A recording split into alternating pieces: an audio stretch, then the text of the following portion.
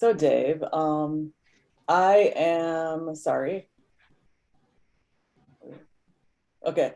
So what we're doing is I'm just going to ask you about, I just want to make sure we're live streaming. I just want to ask you about your career and everything. And I just want to make sure that we're live streaming. Just a second. Okay. Oh yeah. Okay, cool. I know this is like boring for the listeners, but so what I want to talk to you about is you've been doing so much, and this is an interview for my Radio Girl podcast and also for the INBA, but you've been in news for a long time. And how did you first get into it? Well, I'll make a long story short. Been doing this year makes 45 years in radio news. When I was in college, I was a broadcast majoring in telecommunications at Ball State University. And I was a DJ then. I was having a lot of fun doing DJ work, playing the hits on campus radio stations. And part of the major curriculum that I was in required you to take a couple of very basic broadcast news classes, just the real nuts and bolts, to get the who, what, where, and when down, that sort of thing. And at the same time, there was a big convention on campus at Ball State. And I knew some people at the local commercial radio station, Ball State being in Muncie, Indiana. And I kind of got the idea, why don't you cover this type of thing for them? Didn't really think about getting paid for it, but just thought I'd, get something out there. Bottom line, get on the air. And so I called my friend there and he said, yeah, do something for us. And so I did. And I was looking around for internships when I got out of college, and there were some news things that opened up. So I just decided to make the jump from being a DJ to getting into news. I've always liked history and current events, so that just fed right into it. First job was in Hammond, Indiana, WJOB. That was in 1978. Very good local news department. I might add, they still have a good local news department there. And then came to Chicago in 1981. So that's basically the start. I could talk about many other things, but that's how it happened. Yeah, I mean, it's the start of a long career. Now, what has it been? So you have not done anything else other than radio for 45 years? That's right. I've written some magazine articles regarding some travel things, just a few really in there. But yes, I've been doing this for 45 years in radio. Yeah. And how has it changed during that time? Well, one aspect was there were more jobs available at the time when I got started. Radio stations, most every radio station had a news department. Now fewer and fewer do. I think that's the biggest change in radio. Also, radio stations that do have news departments, they are there to provide local news and maybe a little more condensation of content. By that, I mean, briefer newscasts, briefer sportscasts, that sort of thing. Not as long as they used to run. 2-3 minute newscasts as opposed to 5 or maybe even 10 minutes. When I was in Hammond again, WJOB, we had 3 15-minute newscasts, one at 7 in the morning, another one at noon, and another one at 5 p.m., which was a real broad view of what was going on, not only locally, but in the world. So I think things have changed, in that regard, with maybe fewer news departments, maybe fewer jobs available, and just keeping the news nice and tight. That's what the business seems, that's the direction that it seems to be going in. What do you mean by tight?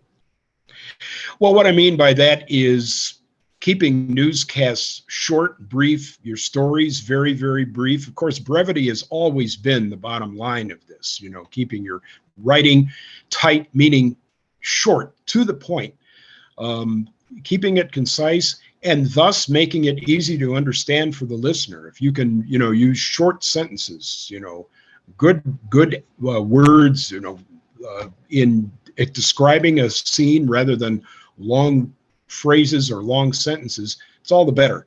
So, that's a good thing, really, when you think about putting your stories together, making them short and sweet, to the point. But then how did it used to be? I mean, did they get to the point? Well, you would have an availability of more stories in a newscast because they might have been longer, 5 minutes. When I was growing up, your top 40 radio stations, your stations that played the hits, would not only have a local newscast almost every hour, and they might have a network newscast almost every hour. WLS being the big top 40 hit rock station here in Chicago. Grew up listening to them. They had a local news department that went out and covered stories, and then they would have ABC radio at the top of the hour. But they had a little more time involved. Every hour having a newscast rather than, sometimes having a newscast maybe every 3 hours or something like that. I've just seen that switch, that change. And what do you think of that? Well, you're serving the listener as best you can. Would be nice to see more content, more news, but that's something that might come down the road. We'd like to see that happen. And when you said, writing short stories that are to the point, how do you achieve that? By using the most concise language you can, brief words, just thinking about what the story means to a listener or a viewer. If you're talking about TV, what that story means, how does it affect them? My first boss in this business said a news story is anything that affects people in the way in which they live. So that could mean tax increases. That could mean bad weather, of course. You don't need to expound on a long-winded explanation of things. You just use concise words, concise language, and you can get right to the point, the meat of the matter of your story. And now, before we move on, I do want to know about you and Dean Richards, because I know that pretty much every time he's on, I'm pretty sure you're on the air with him, right? Every Sunday. I've been on with Dean since 2010. But I've known Dean since 1981. My first job here in Chicago was overnights on what was WCFL. It's now ESPN 1000 AM on the AM dial. He was the evening DJ. So when he was getting off work, I was coming into work because I was overnights. And I was there for about a year, and then we crossed paths again at what was WNUA 95.5 on the FM dial, smooth jazz station. He was the morning guy there, and I did some fill-in work on the news side of things. And then when I went back, actually, this is the second time around for me at WGN, 2005, we worked together again. The Sunday morning anchor that was with him at that time, Don Norton, moved away. And if Don is out there, my regards to him. He's a good friend. Don left in 2010, and then I stepped in just as kind of a fill-in. And about a month later, Dean said, "So you're going to do this all the time now? You're going to be with us?" And here I am, 13 years later. It's been a fantastic working relationship. This is really, I have to say, Margaret, it's the highlight of my career. It really is. To be on with him? I'm sorry? To be on with him? To be on with him, to be working at WGN, and the audience response we've gotten, it's been terrific. I mean, not a show goes by where if we open up the phone lines, listeners will call with, a comment or a question, whatever topic we happen to be talking about. But there, sooner or later, you're going to hear a listener say, "We never miss your show. We love your show." And that means a lot. It really does. In fact, I think that shows that we're doing our job. When you worked with him before, were you on the air together, or did you just work at the same stations? I was not on the air with him at WCFL. I was at WNUA, and there was a little time to, have some fun on the air with him at that time, but not to the degree that we do these days, because again, things were a little more concise. I had less time for a newscast at that time. But that was WNUA. I was on the air, and not really all that long with him, just a few times. But this time around, prior to 2010, I was on with him from time to time, and now all along. So yeah, 2 out of the 3 stations we've worked together, I've been on the air with him. And then what have you done? Huh? No, go ahead. And he's what? I didn't understand you, Margaret. Oh, no, you said you're about to say he's something. Oh, I was going to say he's great to work with. And, the working relationship, we kid each other on the air, but we are really, really great friends. We really are. And he has been very, very good to me in terms of, we've been in situations where we made a couple of appearances, and, he's just included me in a major way in those events. And I'm very, very grateful for that. And so what do you usually talk about with him on the air on Sunday? It could be anything. It could be the news of the day. We're certainly following this what's shaping up to be a very tragic story with the submersible here. The latest information that we have is not good at all. Now, come Sunday, we'll have more specifics on what happened. We may be talking about that. It could be that. It could be something that's going on locally here in Chicago. Quite often we talk about food because he does a food segment on his TV show and also on radio. So we'll talk about what we've liked. And growing up, apparently we had very, very similar interests with TV, what are now classic TV shows. One other thing we have in common, we both knew that we wanted to do this for a living. And we, in fact, had pretend radio stations in our houses. I had one in my basement, and I think he did too. So we both knew from an early age that this was the career path that we were going to take. So that's been good too to talk about. And then how are you able to speak spontaneously? Because sometimes I've seen you, or I listen to people and I think, oh my gosh, what if somebody brings up a topic and you really don't have much to say about it, or you're not well informed enough? What do you do? Well, pretty much because we stick to the same types of things that we talk about. If it's a breaking news story, it's my job to be on top of what's going on with that. Very good example was just a few years ago, if you recall the situation that was in Thailand where those boys were trapped in the cave. Do you remember that? Yes. It was 3 or 4 or 5 years ago about this time. We were doing breaking news updates every hour on that just to follow what was happening with that.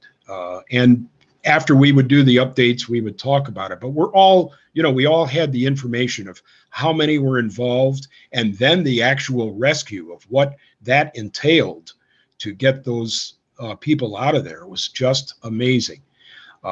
May I say that's one of the reasons why I love what I do, is to be able to follow a story like that and report on it. It's very gratifying. And then so you asked, I was going to say, just, talk about spontaneous things. We've been doing this for a long time. We've been doing it for many years, and you just kind of consciously or unconsciously fall back on experiences that you've had, and something comes to mind and you can expound on that, maybe take the conversation in a different direction. That's the beauty of the show. We've talked about certain things, and then all of a sudden he'll say, well, let's open up the phone lines. Let's see what happens. And without fail, we get a ton of phone calls. Wow. That's amazing, because on a Sunday, you'd think that people were... Oh, I know. Yeah. Yeah, but no, it never fails. That's the beauty of WGN Radio. Whatever topic you bring up, they're going to call in and make a comment on it, and it's great. Now, what are some other stories over the years that you felt excited about that you followed from beginning to end? I would say early on here in Chicago was when Harold Washington got elected mayor in 1983. I don't even remember how old I was, 25, 26. I was working at WFYR radio at the time. And someone who really helped me in my career was news director at the time there, Chris Kreidel. And we were going to cover election night, February of 1983. She sent me to Harold Washington's headquarters and she said, "Don't take this personally, but if Washington is starting to look like he will win, I want you to come back to the station. We're going to put somebody else, more seasoned person on." Okay, I understood that. I was fine with that. But you know what? She let me stay. And I got to cover the acceptance, and the excitement in there was just unbelievable. I want to mention one other person from WFYR, a gentleman who is, I've said it for years, he is my mentor, and that's Lyle Dean. I was able to work with Lyle a number of years there. Lyle also brought me into WGN Radio a long time ago. Different situation, a different story. Actually, a different division of the company, but I can't begin to tell you what I learned from him. And I hope, you mentioned, Margaret, that, we're talking to some younger people out there that are getting started here. It is my hope that they find someone like that, someone that it can be a guide and an inspiration, because that will help you not only in your career, but in your life. So what are some things that you learned from him? Okay. We talk about writing. Let's get back to concise writing. He knew exactly what to do. Lyle has a gifted voice, that deep resonant sound that I've heard for over 50 years now.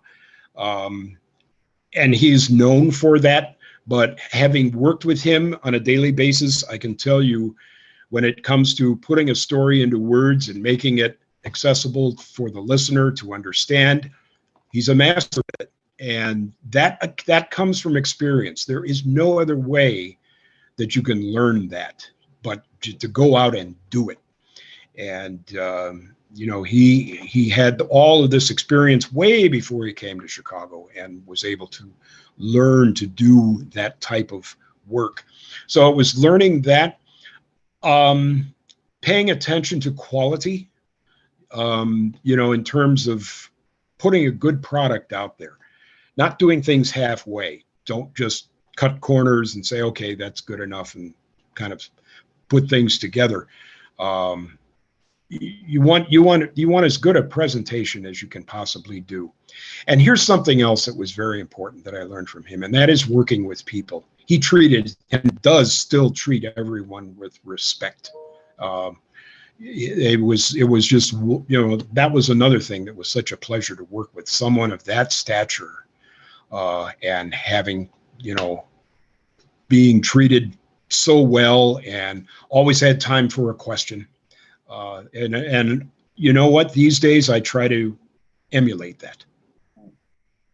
And what, in terms of, perseverance, I often ask people this question when they're working in the business, but how have you been able to last so long in the business? Have you had any setbacks? I don't know. I don't know. I just, you know what? I've just been one of those people that gets up and goes to work every day. I will say this also. There have been some times when I've been between stations and between jobs, and I've been very, very fortunate that, something comes up. And with WGN, all the other places I've worked at, and when you're handed an opportunity like that, which doesn't often happen, but when you do get one, you just really put your best foot forward and keep it there. And if you're called into work, perhaps at odd hours, and you don't have anything pressing, otherwise, go in and do the work. This is a 24-hour a day business. You know that.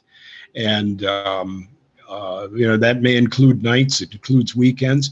I'll tell you this, I haven't had one job in this business that didn't include working a night or a weekend, certainly holidays.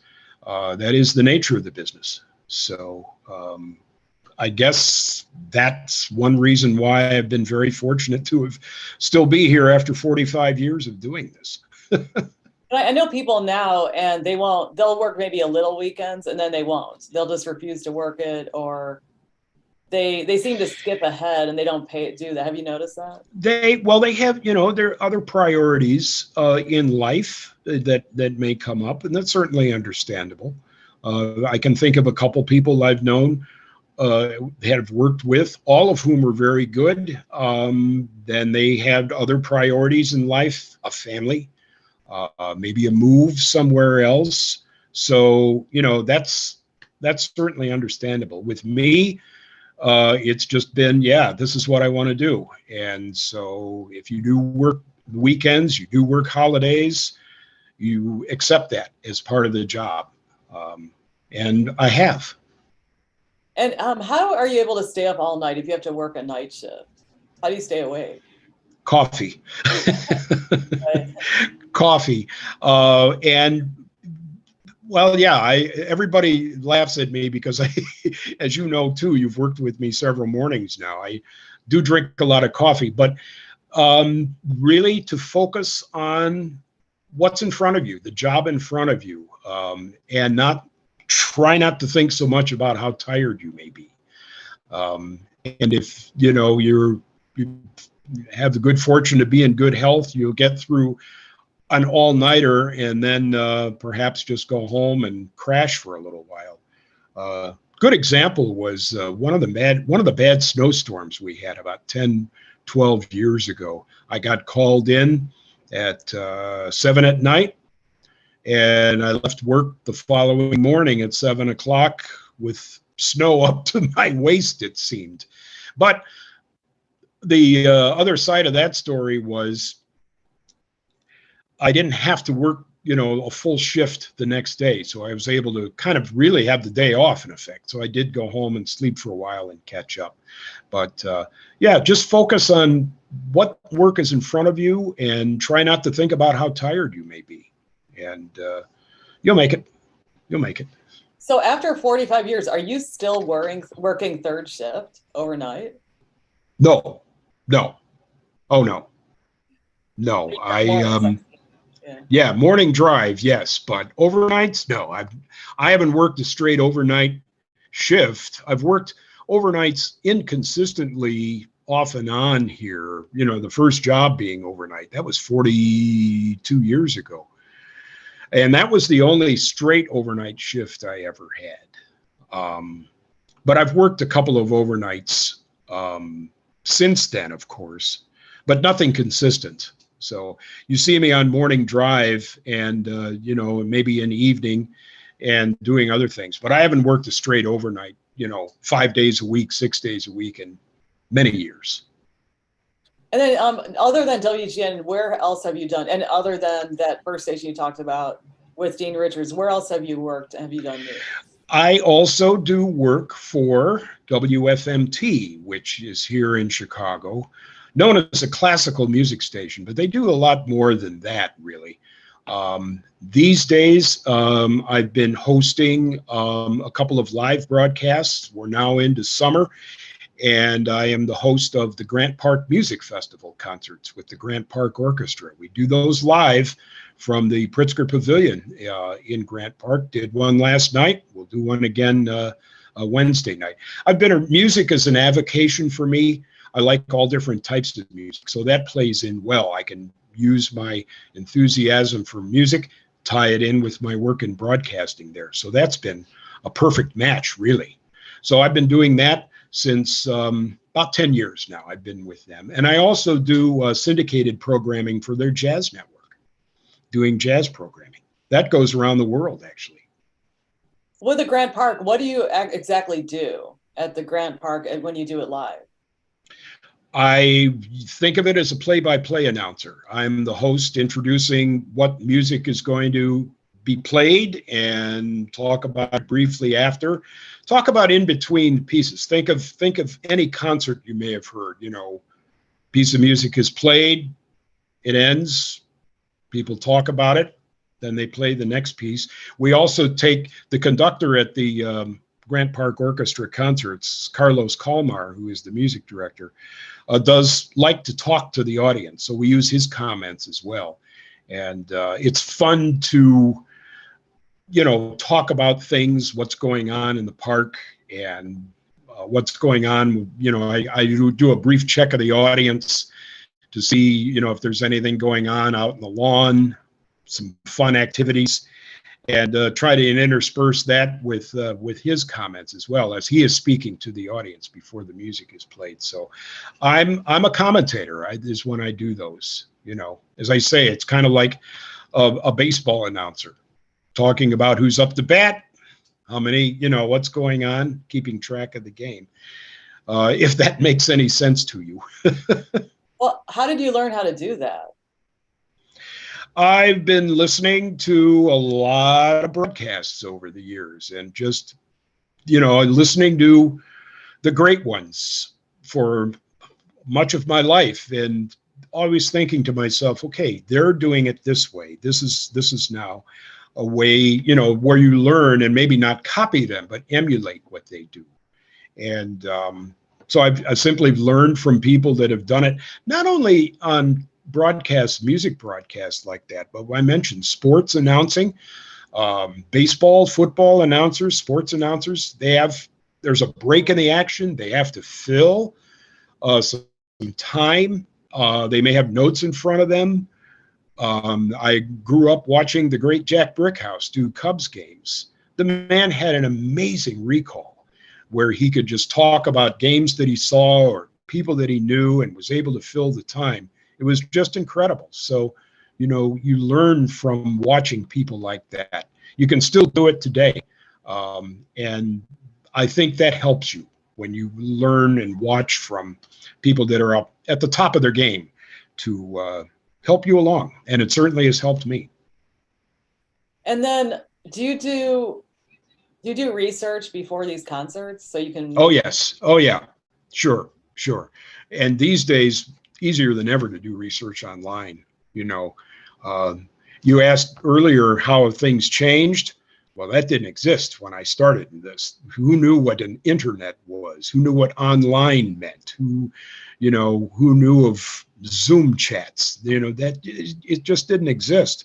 So if you need to look up a musician, you need to look up a person who wrote a piece of music, type it in, and you've got all kinds of things at your fingertips.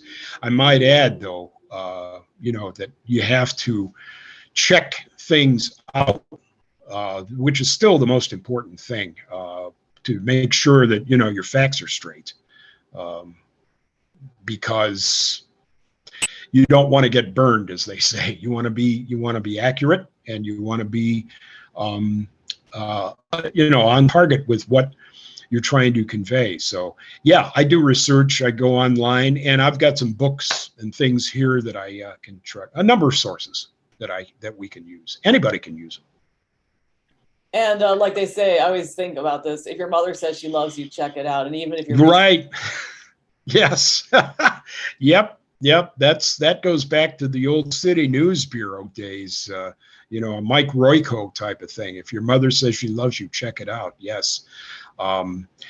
There was a story to go along with that, to give you an example of how things might not have been checked out. You may recall several years ago the whole really sad story about what happened at Penn State University with the football coach Joe Paterno and his assistant Jerry Sandusky and everything. Coach Paterno took ill rather quickly and was on life support. And the family made the decision to take him off of life support. Well, word got out to an editor at the school newspaper that life support had been withdrawn from Joe Paterno. And apparently they took that to mean that he had passed away. Well, there's two different things. You can take someone off life support. That doesn't mean they're dead. It can take 20 minutes. It could be maybe a couple of days. You never know. But they jumped with that and went with it. And a family spokesperson caught wind of that right away. And it wasn't, it was a very sad state of affairs. By that I mean the man hadn't passed away yet. And yet here someone jumped the gun and said that they had. Therefore, you make sure that you've got all your ducks in a row, as they used to say. I'm using old phrases there. I guess I'm dating myself. Yeah, and then also with what I'm wondering about, especially with classical music, how do you deal with the pronunciations? That's a good question. Having been around it for a lot of years, I know a lot of the names. Then there are some names you don't know. And here again is where the web can come in so handy, where you can type in the name of someone that you don't know. And there are several websites that you can go to where you can hear the pronunciation, and hopefully done by a person of a native language, whether it's French, Italian, German, etc., or any other language for that matter, and listen to that pronunciation. I listened to it a few times, say it out loud, and get it right. And you know what? It doesn't have to be a classical musician or other musicians. That can happen in any kind of music. It can happen in all kinds of news stories. I admire sportscasters these days with the names that they have to come up with, and pronounce correctly. It's very tricky, but you have these really great tools online with which to do that, to help you. And I take advantage of that all the time.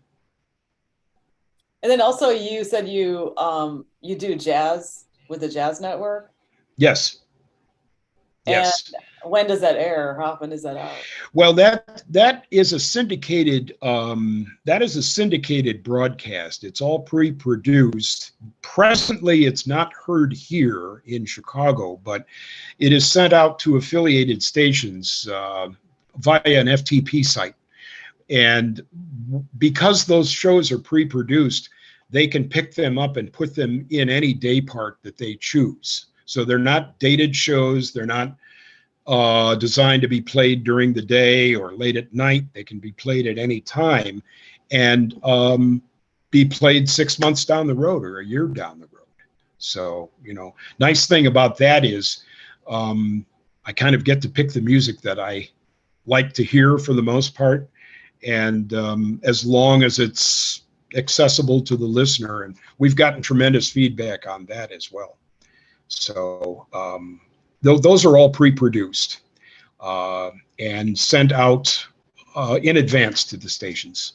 It goes all over the United States, Canada, even into Europe. I don't have to speak several different languages, but I understand they have a translator that actually sits there and does it.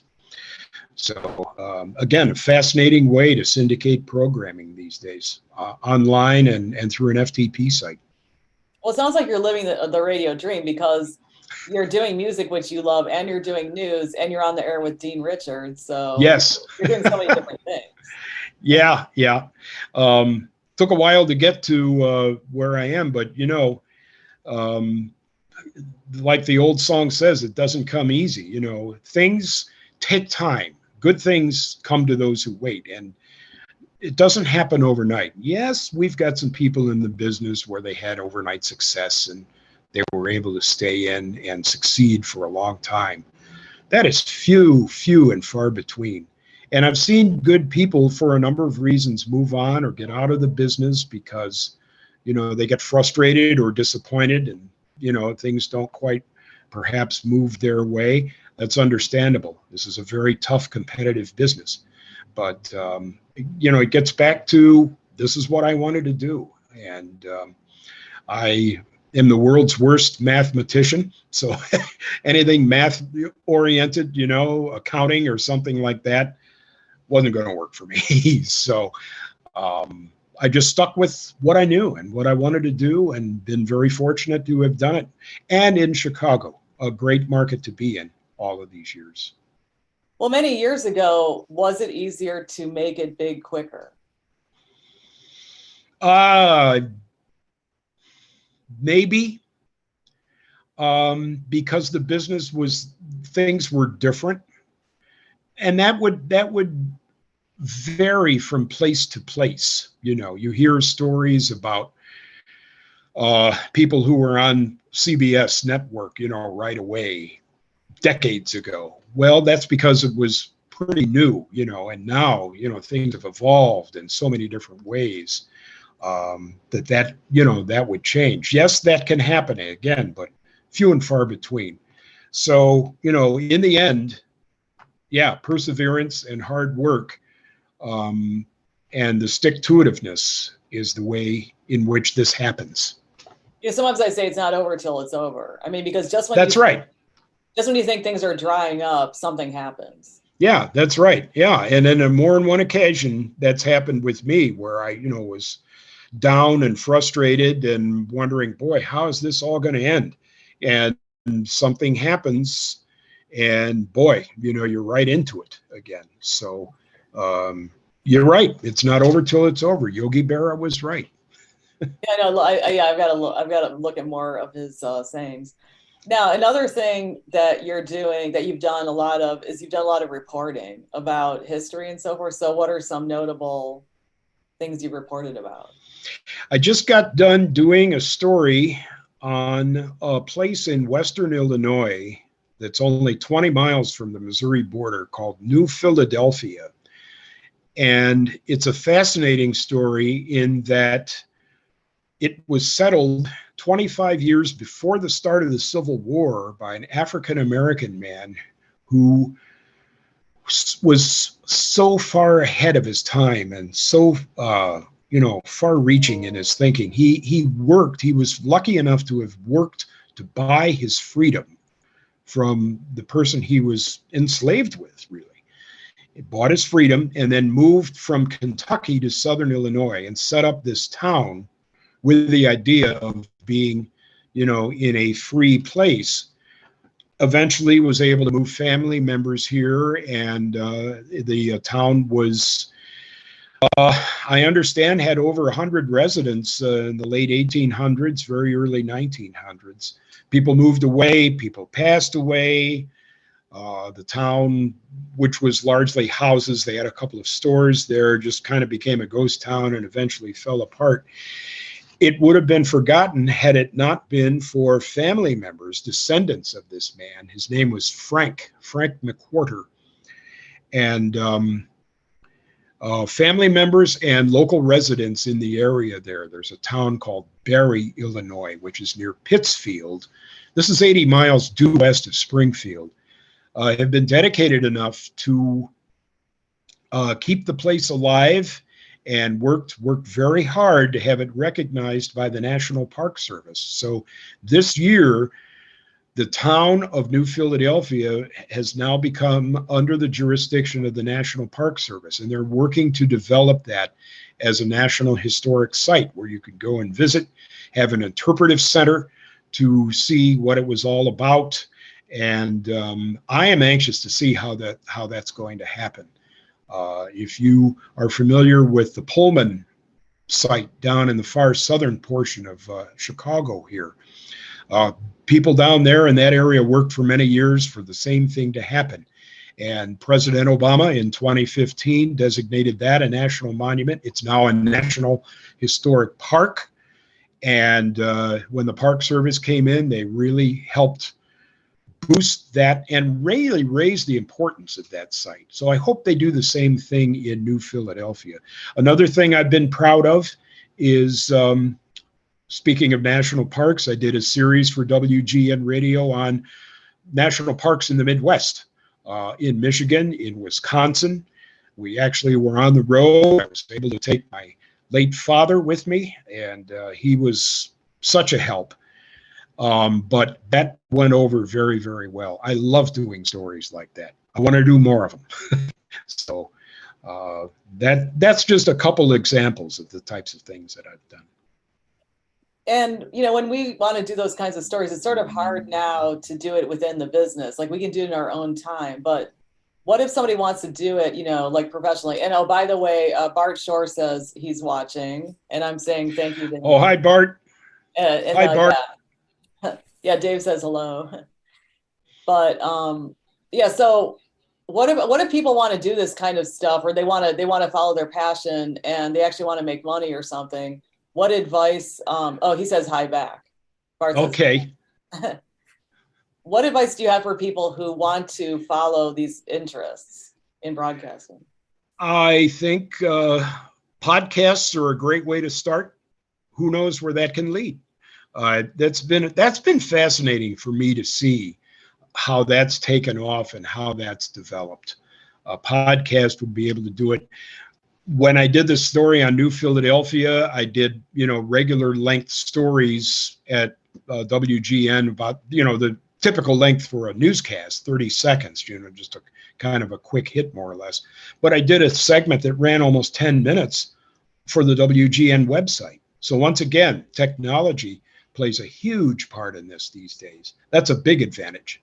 So yeah, podcasts, the websites, definitely the way to go, if you want to expound on a story like that. And there are so many facets and elements to that story that really doing it on the web was the way to go to fully explain what happened there.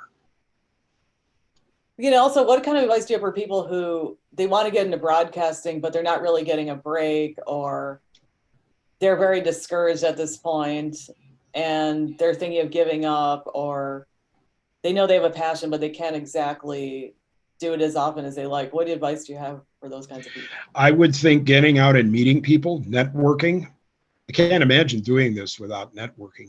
I when I was working in Indiana, I was, just really chomping at the bit to come here and work in Chicago. And every time a story was big enough in Northwest Indiana where Chicago reporters would come out, if we were in a group together waiting for something to happen, I would introduce myself and talk to them, make connections, started making phone calls. That personal connection is definitely very, very critical. Though again, the websites, getting involved with sites like LinkedIn or something like that, Facebook, making those connections. My girlfriend and I recently visited Ball State in the fall, and we're watching students there doing internships online. They were doing stories from the university, but they were doing them for stations in South Bend, Fort Wayne, Indianapolis, elsewhere. There's no way we could have done that when I was in school. So that's another wonderful way to get involved like that. And why do you like the Midwest so much? I like the Midwest because, well, it's home for one thing. It's a fascinating area. I think a lot of the history in the Midwest is overlooked. I'm spending more and more time visiting out in the East Coast, and I've been to the West many times, but the Midwest is, just an anchor of a lot of different things, an expansion of our country. Things moved west. Think of Lewis and Clark. They moved here, and I know that's going back 200 years, and I know no one's around to remember that. But what? A lot of the things that happened here have played a very important part in our history today. We just got done observing Juneteenth, which marked the end of slavery. Well, what was the hot button topic when Abraham Lincoln was actually running for Senate before he became president? Slavery. How are we going to deal with it in this country? The Lincoln-Douglas debates centered on just that, and those took place right here. So, from that day to this, very, very important elements of so many things that affect our lives today have happened here in the Midwest, and Chicago has just an incredible history with Native American culture. DuSable Lakeshore Drive, named for the first full-time settler here, Jean-Baptiste Point DuSable, right there on the river. And of course, the fire. How can you, I had an interesting conversation with someone last week who was here from France that was unaware that we had a fire that leveled the city in 1871. So that was interesting to explain that to them, and how this city rebuilt and what Chicago and the Midwest means to industry and culture in this country. Many, many things. I could go on, but that's just not even scratching the surface. Yeah, and I think that maybe sometimes, this is considered quote unquote flyover country. Right, right. And there's so much financial and media power on the, East and West Coast, and they also face outwards, so they can maybe get more exposure. But do you think that there's more exposure in the Midwest now than when you first got into the media many years ago? Yes. And, we see stories that, about the violence here in Chicago that's been reported nationally. I'm seeing more and more other things that are reported from downstate Illinois or Indiana, in Wisconsin, Missouri. You see more stories at the end of network newscasts these days that want to uplift you, want to inspire you in some way. I think that's a good thing, personally, because we need that in the times in which we live. And numerous times those stories come from right here in the Midwest. So yeah, it's been flyover country, but boy, time and again, when I talk to visitors that are here in Chicago and elsewhere, once they're here, they really enjoy what they see. And I go out of my way to be friendly and welcoming. So when they go home, they can say, the people in Chicago, we talked to this person here who is very helpful. And that can give us a good image, which is, of course, what we want. Earlier you mentioned your mentor, and I'm just wondering, okay, in these 45 years, what have you learned in the media or in your life that have helped you? Like, what were you like when you first got in, and how have you changed, if you have changed? I was probably a little on the brash side, a little too loud, a little too rambunctious. Learn to calm down a little bit. I guess I've mellowed with age would be the best way to put it. I do not consider myself an old man, though, but I hear people 10 years younger than me saying they're old. No, they're not old. They're not. I think, one aspect of this would be to listen better. Interviewing is listening. Our friend Rick Pearson at the Tribune said that to me. That's just the best way I know to put it. If you're asking a question, you're doing an interview with someone, even if you're just making conversation with someone, a friend or someone else you may meet, to listen and listen more intently. I think I'm a better listener now than I was when I started. That might be the biggest thing.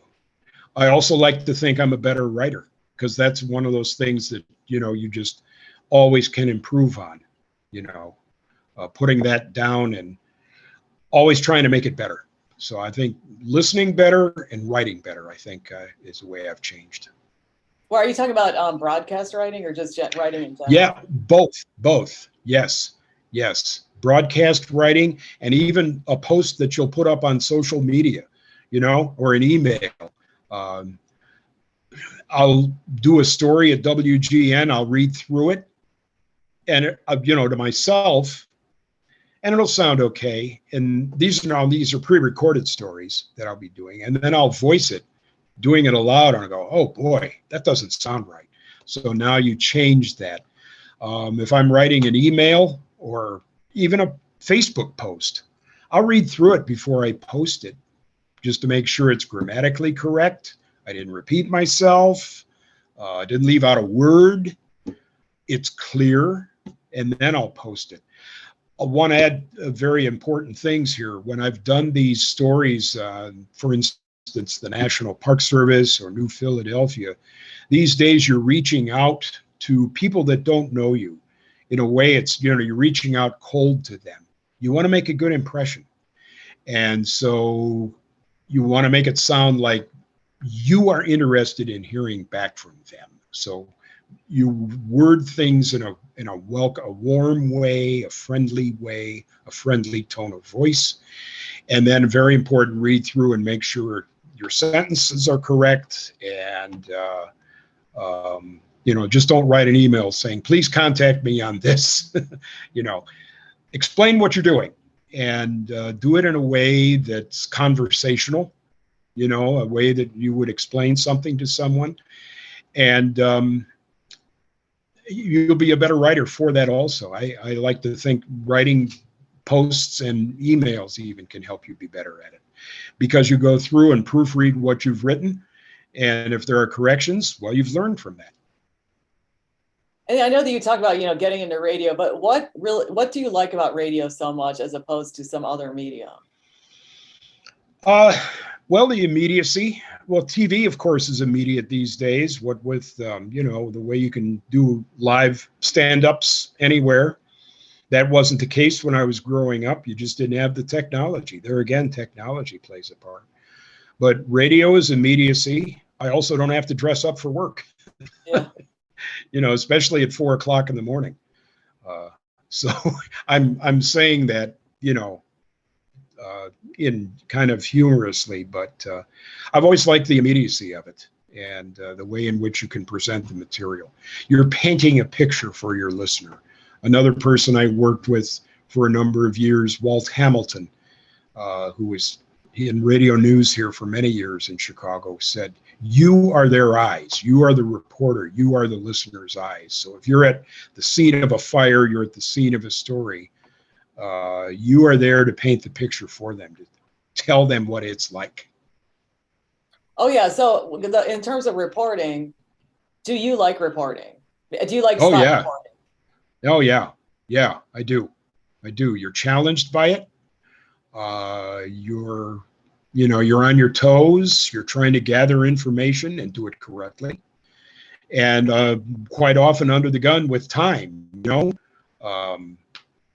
because the clock is ticking and you're 3 minutes away from a newscast. They're going to go live to you. So you're like, okay, you've got the information, you go with what you've got. You go with what you have. And that was, that's always been a challenge. I enjoy that challenge. Covering a fire, we've all done that. One of the most fun things I did was cover the celebration for the Bears. I was out all night covering that when the Bears won the Super Bowl. That's a long time ago now. Yeah. But boy, I was just out all night doing reports for that on Michigan Avenue. It was cold out that night, but tried to make every report sound fresh, make it sound different. And it was just great. And how do you deal with some chaos? If there's some chaos going around you, how do you keep it together? Has that ever happened? Yes, it has. You hopefully you're staying out of the way, of something that's dangerous, but you just report what's in front of you.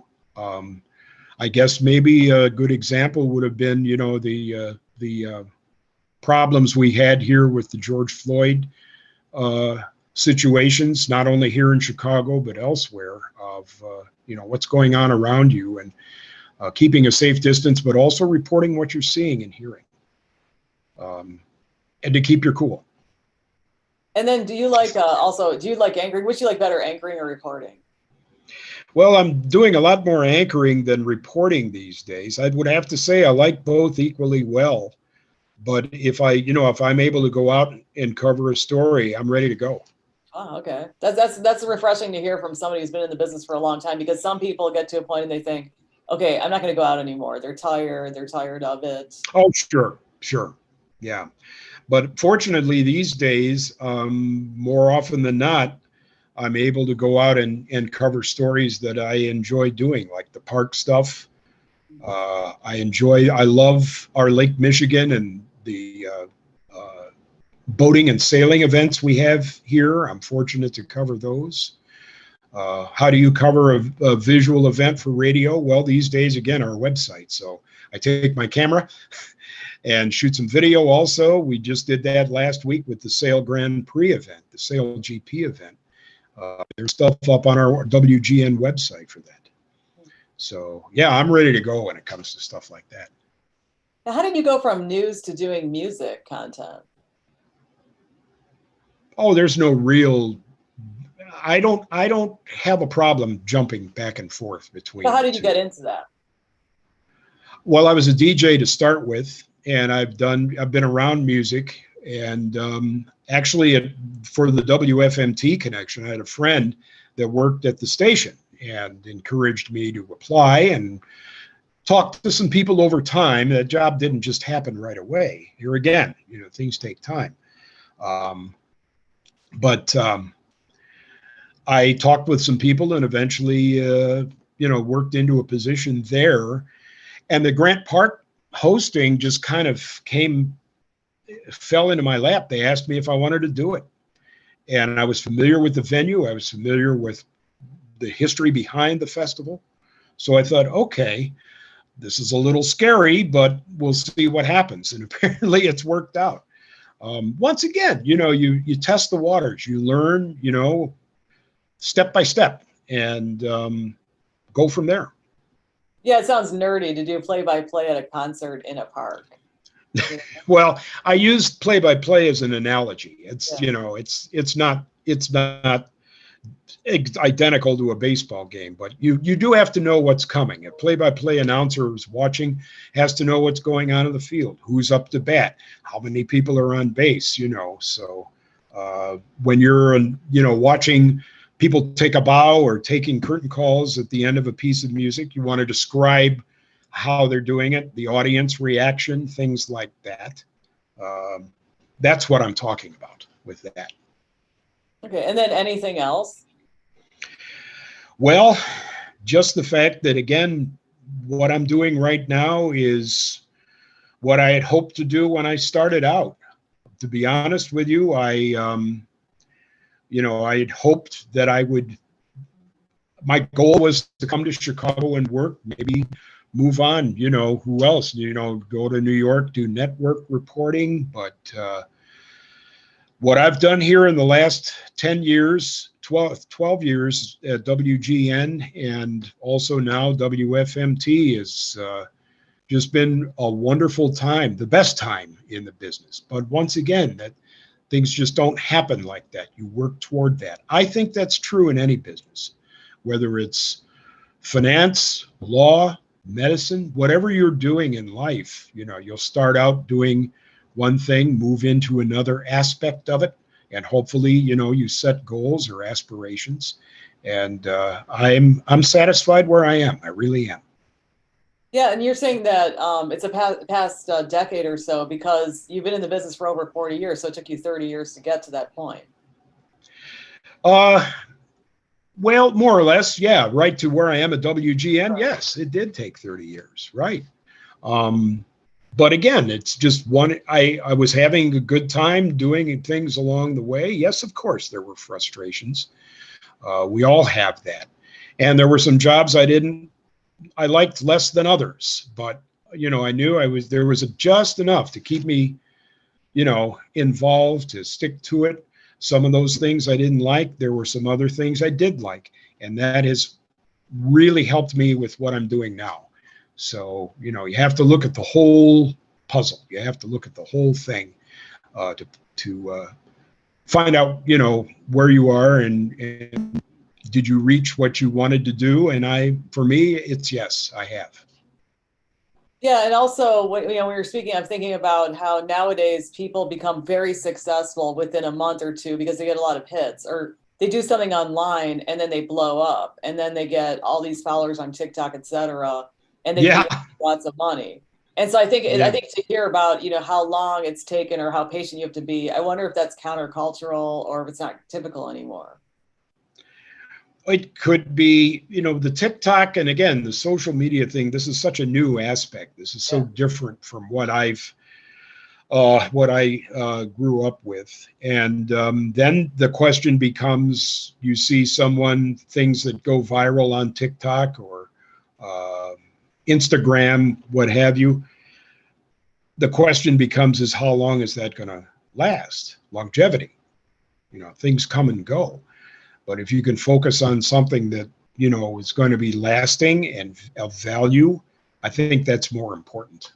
And so, that's what again, that's another thing that satisfies me, is that I've been able to do things that have some lasting value. I've had people ask me about stories I did several years ago, and things that have come up over the years. So that tells you that, it made an impact, however small, but it did. Okay.